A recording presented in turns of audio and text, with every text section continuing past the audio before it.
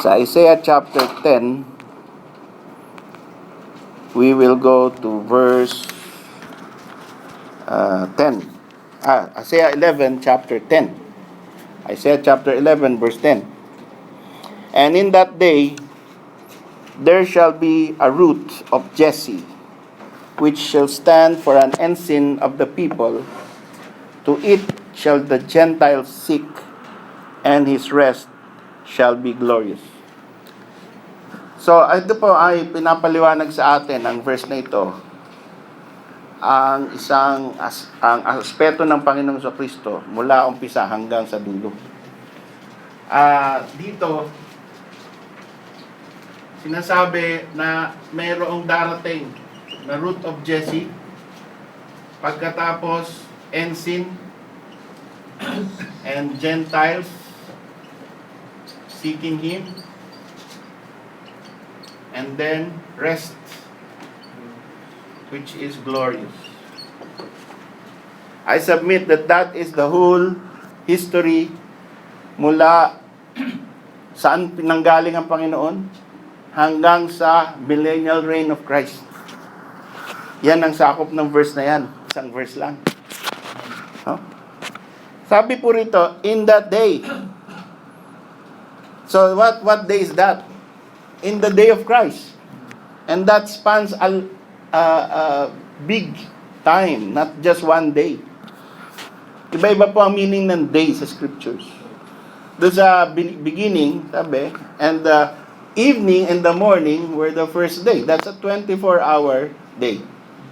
Pero itong day na to, in that day, that's the day of the Lord. And the day of the Lord started in the day of when the Lord Jesus Christ became flesh. When He became flesh. That's the day of the Lord. The beginning of the day of the Lord. So, ito po ay tumutukoy din, isipin din natin na ito ay sinabi ni Isaiah, which is about 600 more years before that day. So, this is talking about some future day. Noong sinabi ito, nung sinulat ito ni Isaiah, this is still in the future, hindi pa nangyayari. So, anong sinabi rito? In that day, there shall be a root of Jesse. Now, who is Jesse? The father of David. And alam natin na panahon ni Isaiah, patay na si David. Patay na si Jesse. Patay na rin si Solomon. No? Sino na ang hari? Si Hezekiah. Hezekiah na ang hari. Ang dami ng hari na pumalit. Pero sinasabi niya, darating ang araw. Sa araw na yon ay lalabas yung ugat ni Jesse. Hindi niya sinabing yung anak ni Jesse. Pero alam natin na kung sino yung root of Jesse na tinatawag niya, siya rin yung son of David. So, papaanong yung root of Jesse, yun din yung son of David? That is a good question. Now, how can the son of David be the root of Jesse? Now, a son is a offspring, a fruit of your loins. Galing sa iyo. Pag sinabi na David begat Solomon, and Solomon begat Rehoboam, and Rehoboam begat yon, so on and so forth. Hanggang sa dumating kay Joseph, which is the father in legally terms of Jesus Christ. So this is why we can say that in the flesh, in legal terms, Jesus Christ, the Lord Jesus Christ, is the son of King David. So he is the offspring of David. He is not the root of David. Kasi pag sinabi mong root, nauna yun. Diba? So papaanong mas matanda pa pala to, mas ugat pa pala to, son of David, mas ugat pa ng tatay ni David. Because the Lord Jesus Christ is the Son of God. And as the Son of God, His goings forth have been from of old. Basahin po natin yung Micah 5:2. Micah 5:2. Diyan po natin makikita kung sino ba itong inihula na darating na ugat ni Jesse. Sa Micah 5:2, which is very famous verse prophesying about the Lord Jesus Christ, "But thou, Bethlehem Ephrathah, though thou be little among the thousands of Judah, yet out of thee shall he come forth unto me, that is to be ruler in Israel, whose goings forth na ang kanyang mga pinanggalingan, na siya ay paruot parito na, goings forth, have been from of old, from everlasting." Yung ipapanganak daw sa Bethlehem ay pumaparuot parito na from everlasting pa. So hindi siya bago, hindi siya born yesterday, no? In so speaking, he was born in Bethlehem, but he already existed before Bethlehem. That is the Son of God, that is the Son of David, that is the Lord Jesus Christ, whom we worship and we glorify. And we should understand all of these verses correlating together so that we can have a more worshipful attitude with our Lord and Savior. Kailangan maintindihan natin siya that way. Kung paano siya ni-reveal ng Panginoon at ng Word of God. Let's go to Daniel 7:9. Daniel, pagkatapos ng Ezekiel, ay Daniel. Then, chapter 7. And then, verse 9. Ito yung nakita ni Daniel. Vision of Daniel. "I beheld till the thrones were cast down, and the Ancient of Days did sit, whose garment was white as snow, and the hair of his head like the pure wool. His throne was like the fiery flame, and his wheels are burning fire."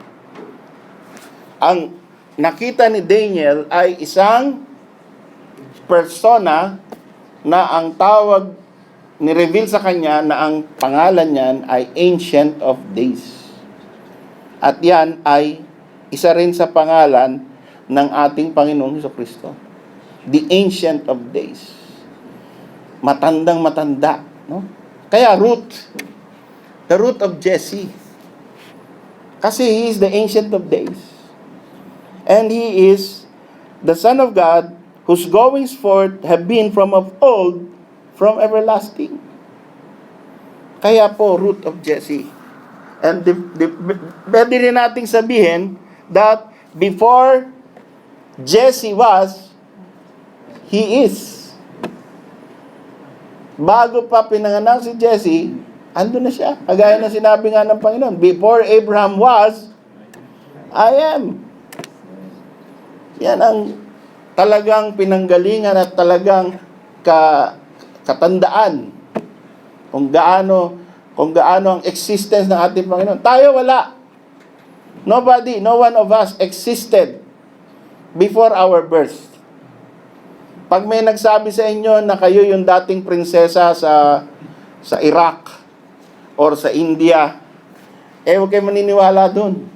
No? Yun ay New Age theology. New Age na mga religion. Na kayo ay meron ng existence before you came to this earth. That is the doctrine of reincarnation. No? Kung manonood kayo ng mga ganyang pelikula, manood lang kayo, pero wag niyong gagawaing basihan ng inyong buhay. Or basihan ng inyong mga salitang romantic sa inyong mga asawa or sa inyong mga nililigawan. No? Hindi po totoo yung soulmate. No? Yung mga soulmate, uso yan ngayon. Eh, hindi po yan to. Tanging ang Panginoong Jesucristo lamang ang existed na before He came to be born. Siya lang ang Ancient of Days, siya ang root of Jesse. Siya lang ang meron yan.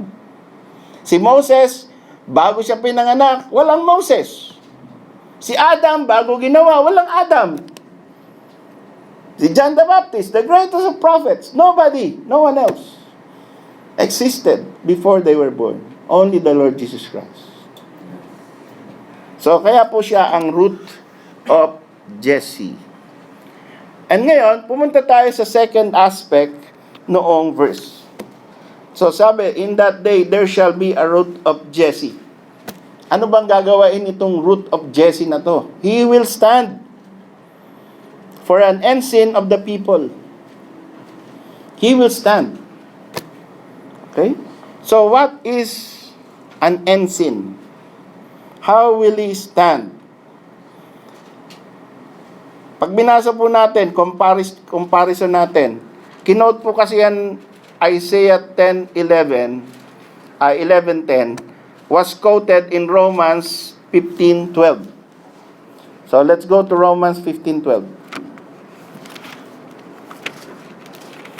So that we will know how the Spirit interpreted Isaiah 11:10. Romans 15. And in verse 12 it says, and again Isaiah said, there shall be a root of Jesse, and he that shall rise to reign over the Gentiles, him shall the Gentiles trust. Now, tingnan po natin.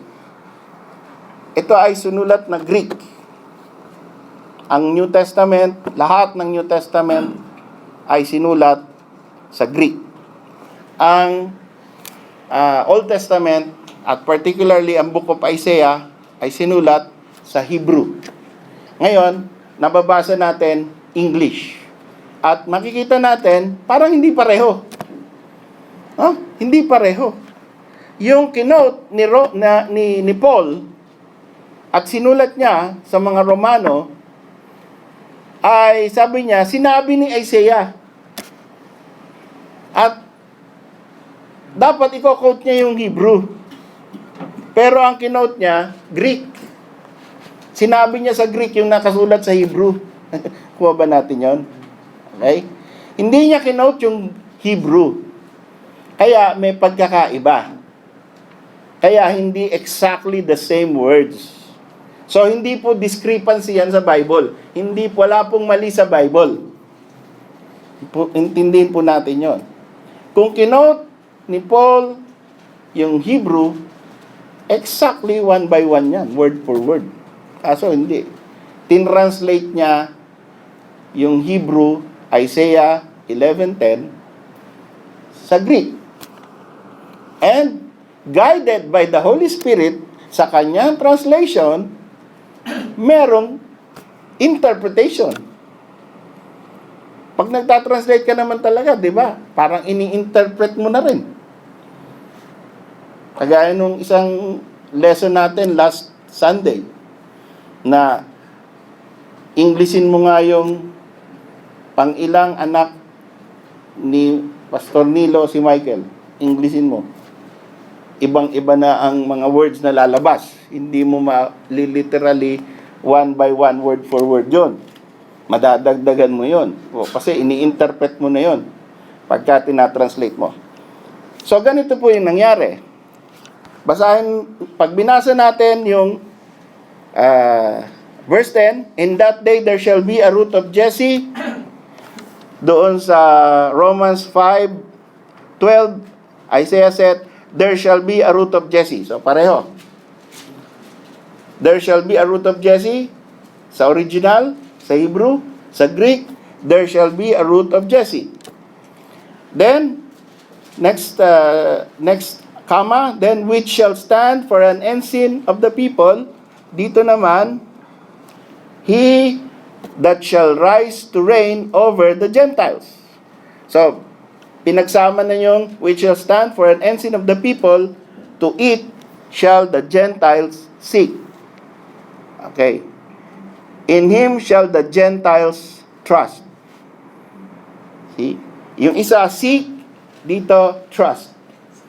So, this is the interpretation of the Holy Spirit.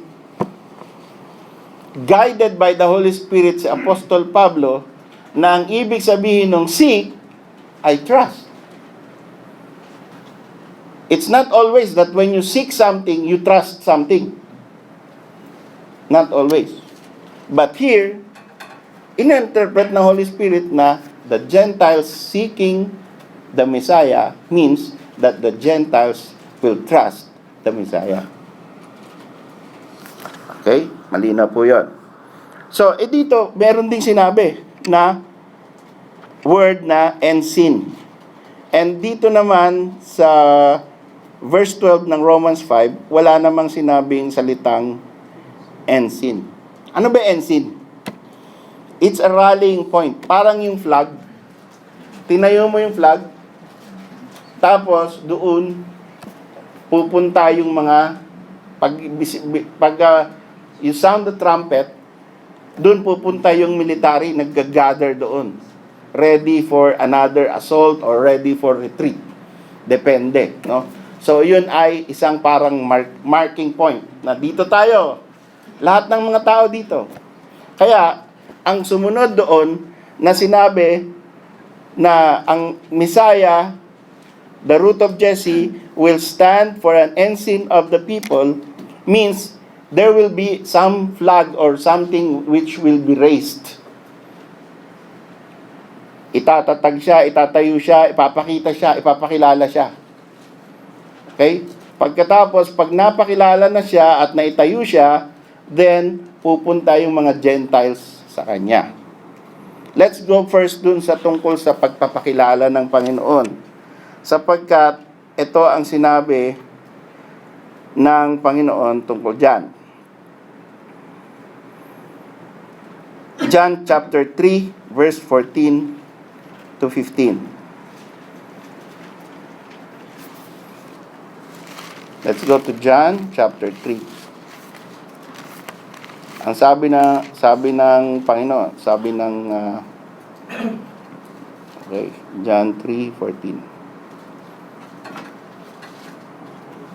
And as Moses lifted up the serpent in the wilderness, even so must the Son of Man be lifted up, that whosoever believeth in him should not perish, but have eternal life. And sa John 12:32, another verse with the same idea, John 12:32. Ang sabi ng Panginoon, and I, if I be lifted up from the earth, will draw all men unto me. Anong gusto nating patunayan dito? Na inihalin tulad ko yung pag-raise sa Panginoon, the root of Jesse, as an ensign sa pagpapapako sa krus sa Panginoon. Sa pagtataas sa Kanya bilang banner, bilang rallying point for salvation. Yan, ang kaya sinabi ng Panginoon, pag ako ay tinaas mula sa lupa, hihilahin ko lahat ng tao mula sa akin. Ang ibig sabihin ng lahat, hindi lang mga Jews, pati Gentiles. Sapagkat kaya bumaba ang Panginoon sa lupa for the Jews. But not for the Jews only, but for the whole world. And the whole world includes Filipinos, Americans, Chinese, Arabs, the Gentiles. Tayo yun. Praise God, kasali tayo. Hindi tayo tsapuera. No? Bakit kailangan ng Gentiles na pumunta rin dyan sa ensign na yan, sa root of Jesse? Ano ba malay natin sa root of Jesse or sa son of David? Meron naman tayong mga sari-sariling mga anito. At meron tayong mga sari-sariling mga ninuno na pwede rin nating sabihin na magagaling din. Mga hero natin. Bakit pupunta tayo doon sa anak ni David. Pang Israel yan. Kaya itinaas siya for the salvation of the whole world. Because Gentiles are sinners. Therefore, we need the root of Jesse. If you are a sinner, you need Christ. You don't go to your own ancestors to get rid of your sins. That would be dangerous. That would be fatal. And I believe some, even until today, alam niyo po, nakapasok ako dun sa Tanyu Foundation at saka dun sa Lee Foundation. May yung mga Chinese, sana yan na uupa sila sa binondo ng isang bahay na ganito. Pagkatapos, ilalagay lahat ng ninuno nila dyan, mga picture. Yan. Tapos may isang altar doon ni Buddha, lalagyan nila ng insenso yan. That is how they atone for their sins. The sins to their ancestors. Pagka mali sila ng negosyo, or humihingi sila ng tulong sa negosyo, or mali ng diskarte sa negosyo, yun lang ang importante, no? Negosyo eh. Doon sila nagkakaroon ng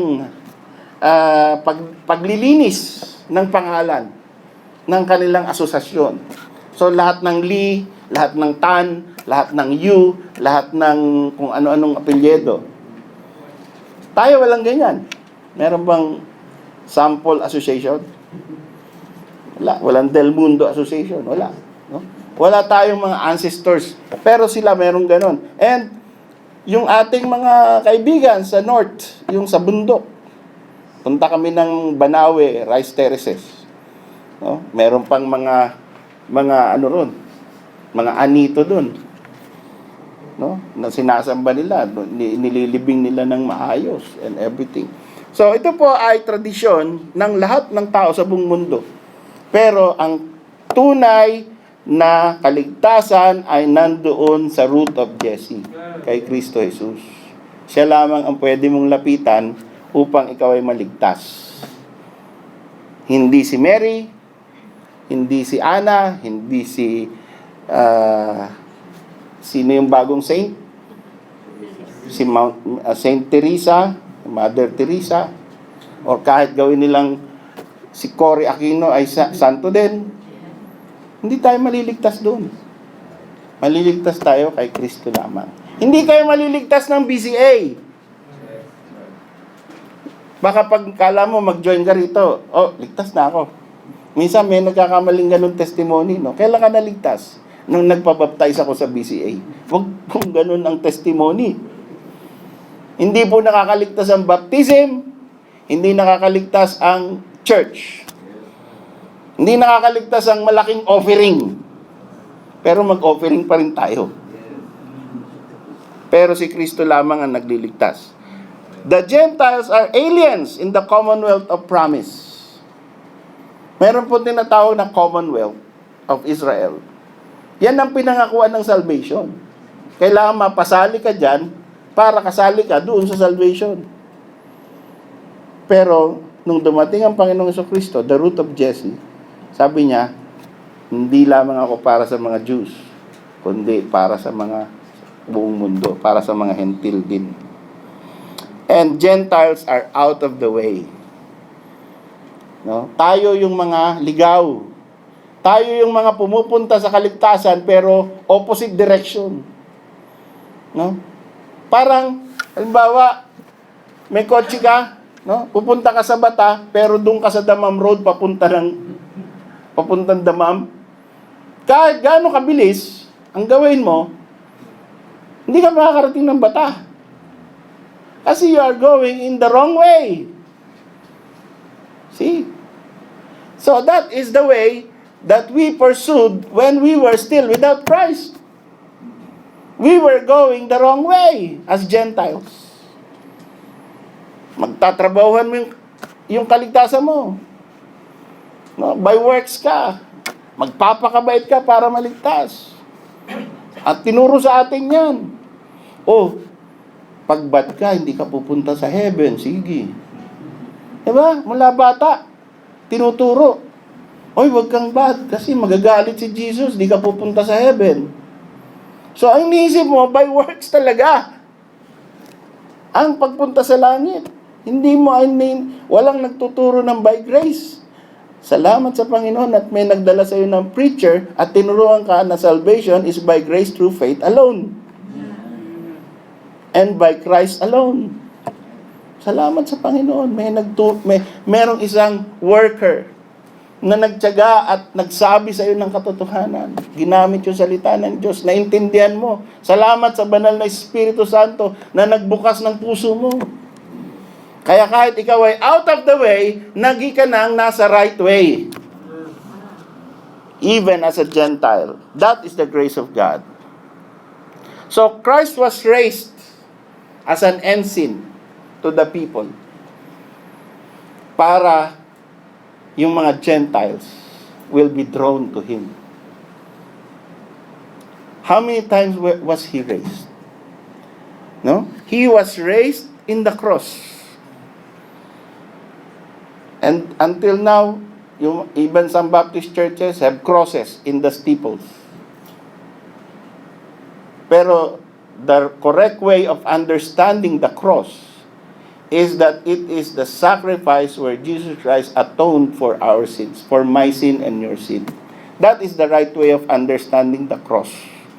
Not as a symbol, not as a pendant, not as a something that you fix here or here. That is just a symbolic way.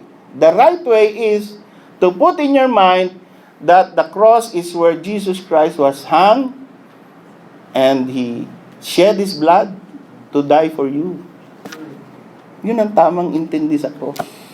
And then, nung sinabi ng Panginoon that you should bear your cross, hindi ibig sabihin magsabit ka ng krus. Kundi you bear your cross daily means yung pasan sa'yo na burden ng Panginoon, araw-araw pasanin mo yan para na rin yan pagsunod mo doon sa kanyang sacrifice na ginawa niya para sa'yo. Sinusunod mo siya, yung kanyang mga hakbang.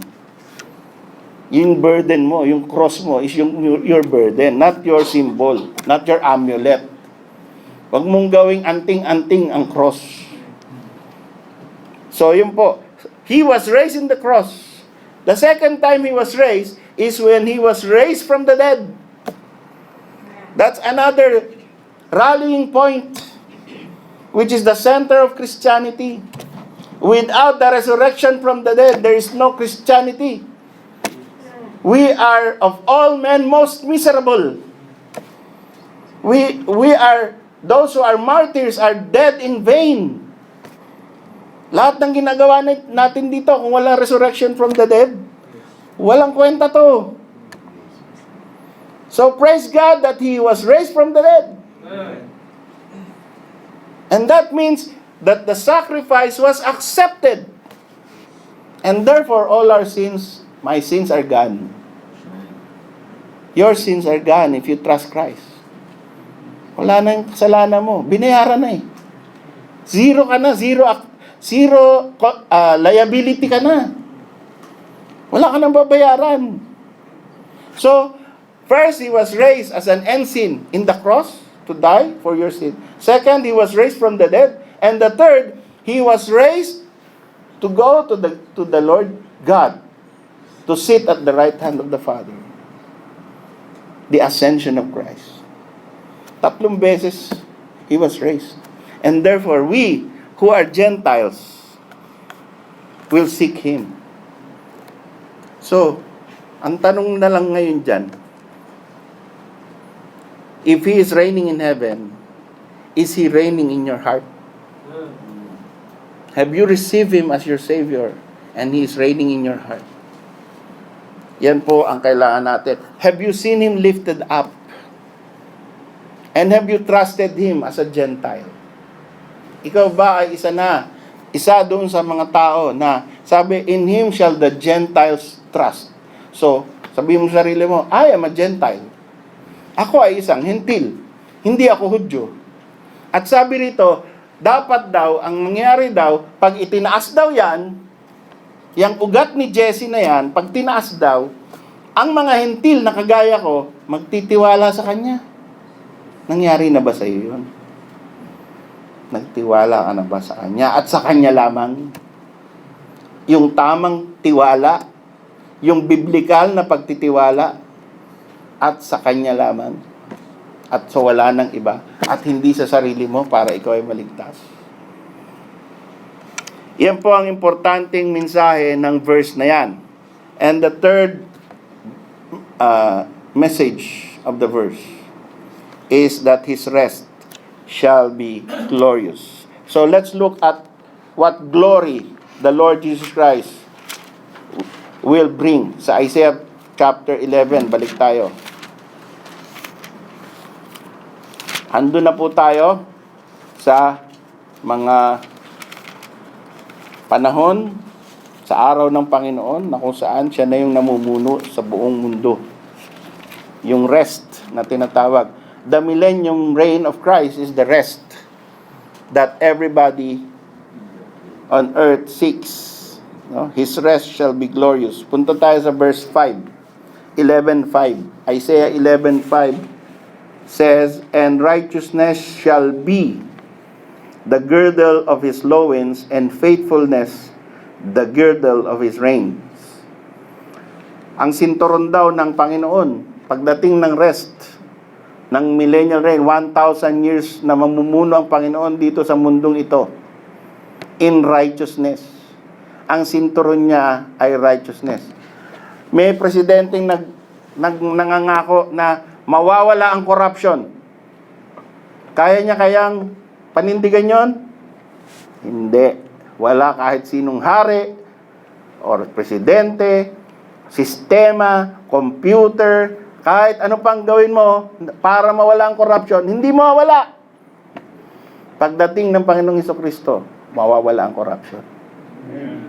Sigurado yan. He will reign in righteousness and faithfulness. Ito ba?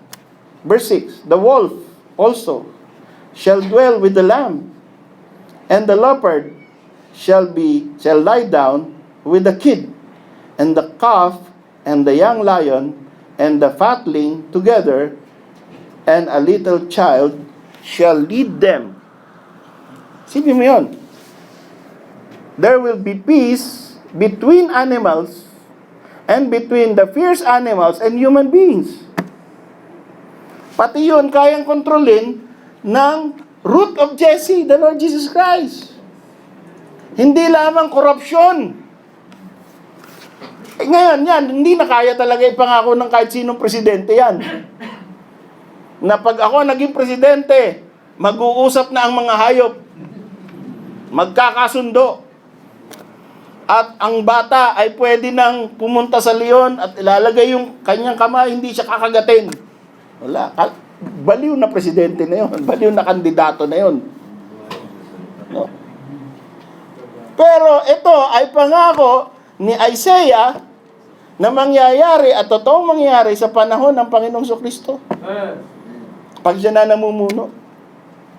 Isa pa itong dahilan kung bakit hindi ako naniniwala doon sa doktrina ng mga ibang mga Baptist ngayon na nasa Pilipinas nagtuturo na lahat daw ng mga propesiya ay tapos na.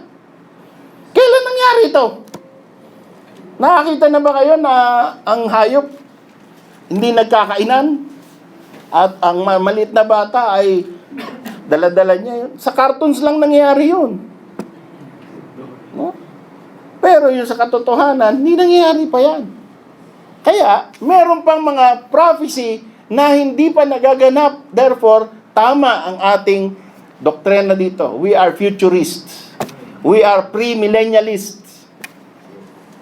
Premillennialism means we, at this present age, 2016, we are in the verge of the millennial reign of Christ.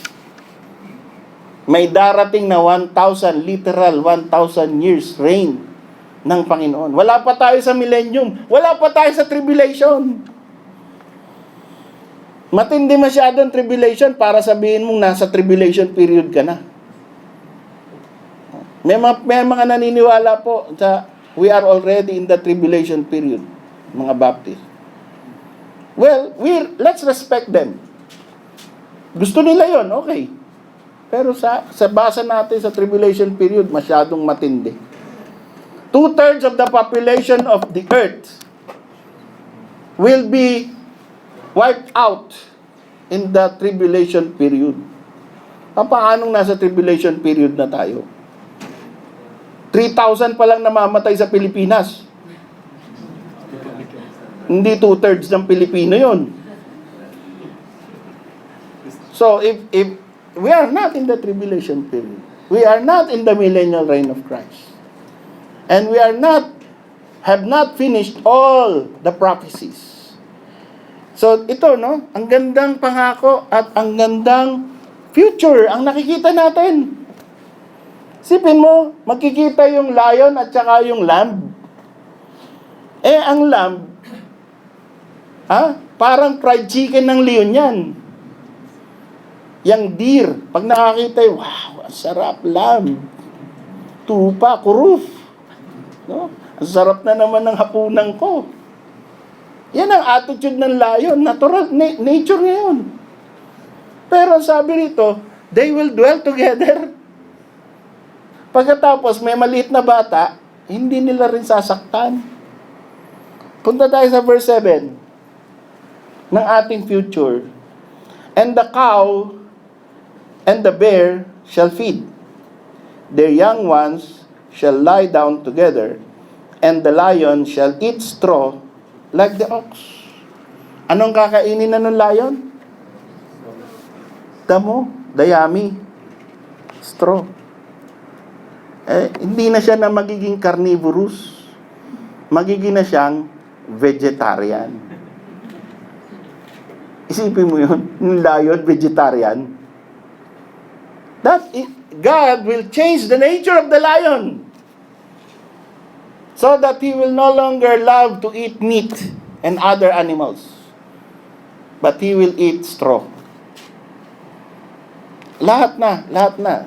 Because I think during the time before in the Garden of Eden, ganyan din eh.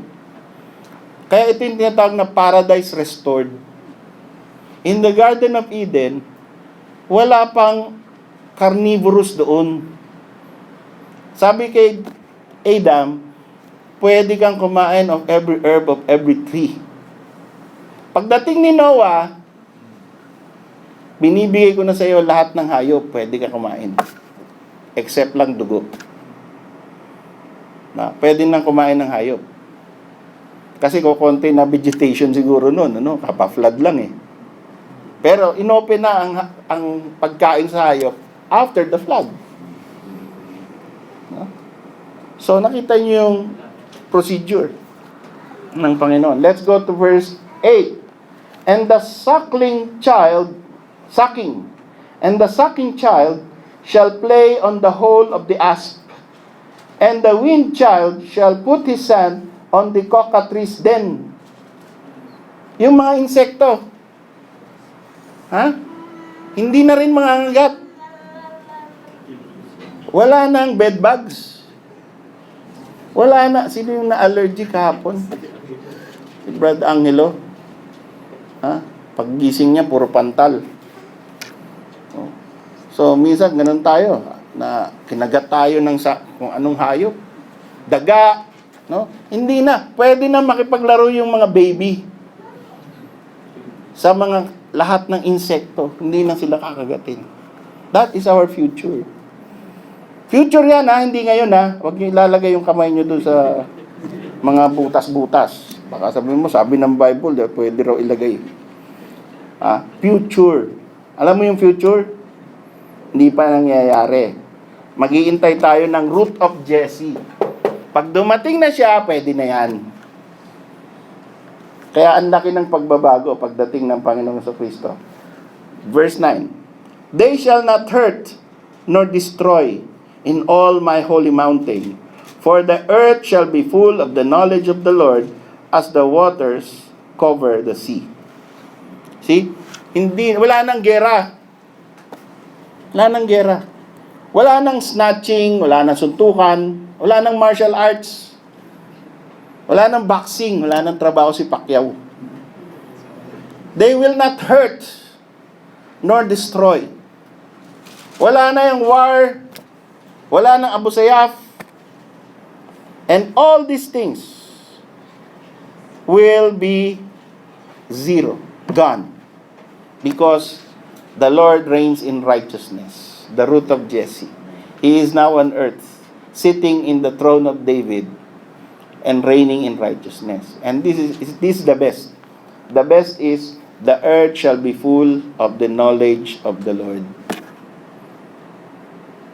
Wala nang tatanggin na, ay may pasok ako may overtime ako Ay, sa inyo na lang yan, inyong doktrina yan. Ito yung amin. Wala. The earth shall be full of the knowledge of the Lord. Lahat magba-Bible study, lahat magwo-worship service, lahat makakaintindi ng Bible. Ipipreach ang buong salita ng Diyos sa buong mundo. At maiintindihan ng mga tao ang salita ng Diyos. Ngayon, ang tanong, sino magtuturo? Kasi, ito tingnan natin. So, son of David, ibig sabihin, yan ang Jews. Tapos, merong Gentiles. Tapos, andun ang Panginoon. So, these are living beings during the time. Asan tayo? Asan yung saints? Kasi mga buhay yan, mga tao yan Yung mga tao na mananatili na buhay, papasok ang Panginoong Jesucristo dito sa lupa, go-govern niya yung buong mundo, mamamatay pa rin yung mga tao. Siguro sa katandaan na lang. Hindi na sa murder. Hindi na sa gera. No? Kasi rest na nga yan glorious rest.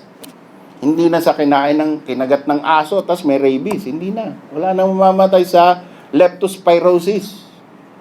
No? So, the earth shall be full of the knowledge of the Lord. Punta tayo sa Daniel 7:27. Okay, Daniel 22. Daniel 7. Ito na yung ating huling verse. Yung Ancient of Days ulit. No?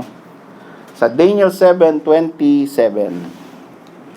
And the kingdom and dominion and the greatness of the kingdom under the whole heaven shall be given to the people of the saints of the Most High. Kanino daw ibibigay yung mga kingdoms, mga dominions, mga rulerships? To the saints of the Most High. Sino yung saints? Yun yung mga panahon ngayon, hindi yan yung nabubuhay na mga tao, hindi saints ang tawag doon. No? Sila yung mga millennial people, mga tao na pumasok sa millennial reign of Christ. These are still people, true people, human beings. Pero, merong another kind of human beings resurrected. No? Yung kanilang katawan, iba na. Yun na yung saints. Yun na yung pagdating kasi ng Panginoong Jesucristo, lahat ng patay mabubuhay ulit, at yung mga hindi papatay, na abutan niya, ay mababago ang katawan. Magiging kagaya ni Kristo. Yan yung saints.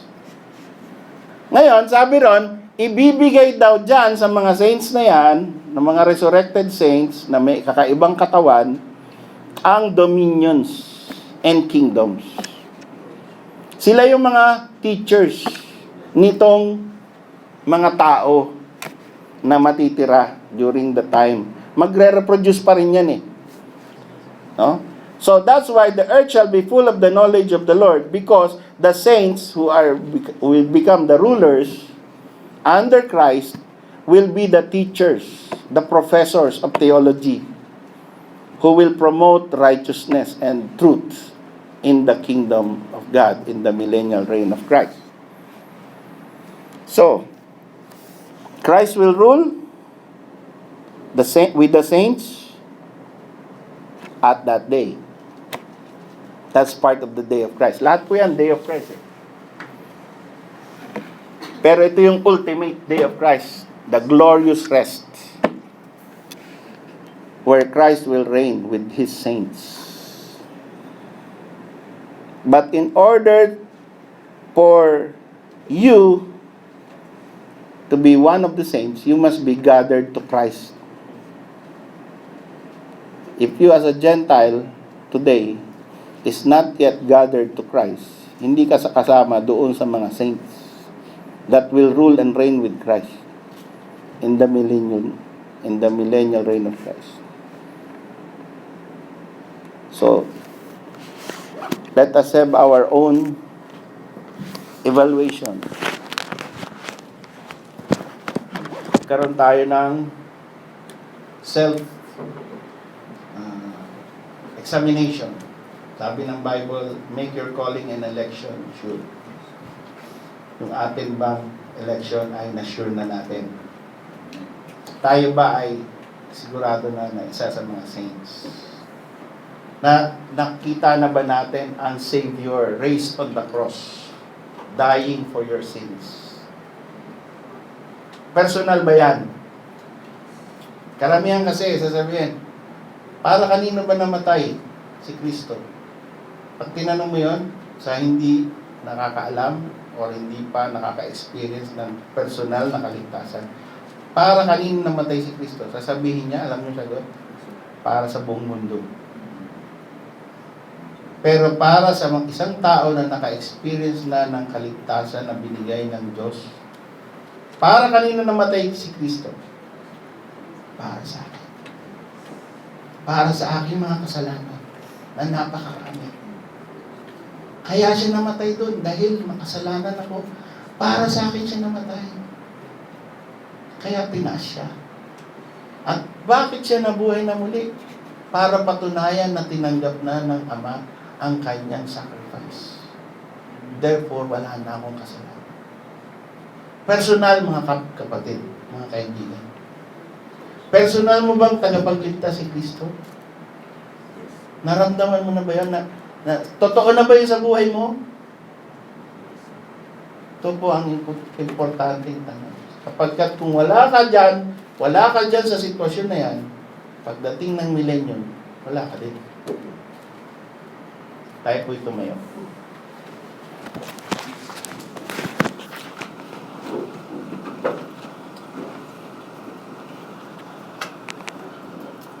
Sa atin pong pagtatapos,